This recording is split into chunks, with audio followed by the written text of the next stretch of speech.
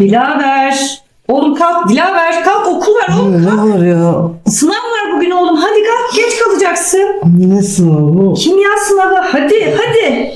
Hadi. Tamam.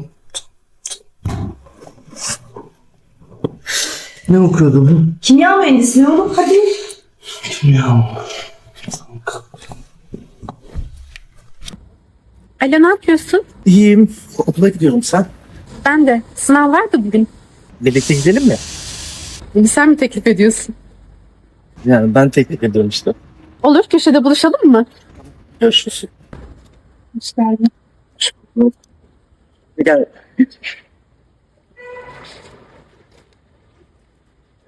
Aslı. Ne oldu? Ya ben okula gitmezsini bir göreyim istedim de aslında. Ya benim sınava hiç giresim yok. Çalışmadın mı? Yok yani hiç sınav kafasında değilim şu an.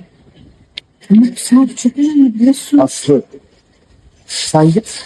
Ben çıkışta burada olacağım zaten. Burada bekliyoruz. Hadi.